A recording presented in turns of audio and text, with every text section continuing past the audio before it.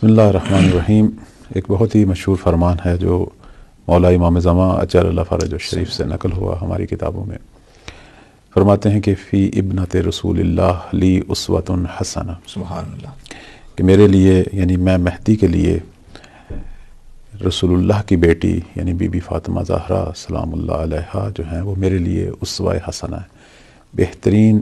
الگو ہیں، یعنی بہترین مشعل راہ ہیں کہ مہدی نے بھی اگر کسی کی سیرت کو اپنانا ہے تو وہ فاطمہ زہرا ہیں۔ اور یہ بات ہم ویسے بھی اپنی روایات میں یہ بھی دیکھتے ہیں کہ جب مولا امام زمان اجل اللہ فرجہ الشریف ظہور فرمائیں گے اور بالآخر وہ دولت کریمہ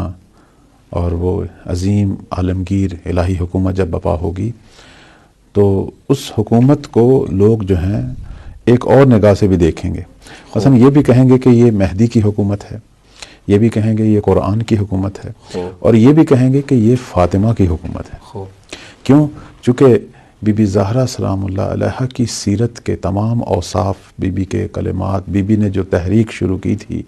رحلت پیغمبر کے بعد، اس کے سارے پہلو یہ سارے، اور اس کے علاوہ بی بی کی آرزوئیں اور تمنائیں پوری کی پوری اس حکومت میں جو ہے سب کو پوری ہوتی نظر آئیں گی کہ لوگ یہ کہیں گے کہ یہ مہدی حکومت نہیں کر رہا بلکہ ہم پر فاطمہ حکومت کر رہی۔ تو اس لیے کہتے ہیں کہ ایک نام جو ہے امام زمان کی حکومت کا وہ دولت الزہرا بھی ہے۔ سبحان اللہ، سبحان اللہ۔ اب یہ جو مولا فرماتے ہیں کہ میرے لیے جو ہے حضرت فاطمہ زہرا سلام اللہ علیہا جو ہیں وہ میرے لیے الگو ہیں، میرے لیے اسوہ حسنہ ہیں، یعنی اگر میں نے بھی کسی کے نقش قدم پر چلنا ہے تو وہ بی بی زہرا کے نقش قدم پر چلنا ہے۔ سبحان اللہ۔ البتہ اسی سے ملتا جلتا جو ہے ایک فرمان جو ہے ہم مولا امام حسن عسکری علیہ السلام سے بھی ہم دیکھتے ہیں کہ جس میں مولا فرماتے ہیں کہ ہم جو ہیں، ہم آئمہ، ہم سب جو ہیں اللہ کی مخلوق پر اس کی طرف سے حجت ہیں، لیکن ہماری جدہ جو ہیں یعنی بی بی زہرا سلام اللہ علیہا وہ ہم اماموں پر اللہ کی طرف سے حجت ہیں۔ تو یہ ساری چیزیں جو ہیں وہ ایک ہی چیز کو بیان کر رہی ہیں کہ بی بی اپنی اس مختصر سی عمر مبارک میں اس مقام پر پہنچ چکی تھیں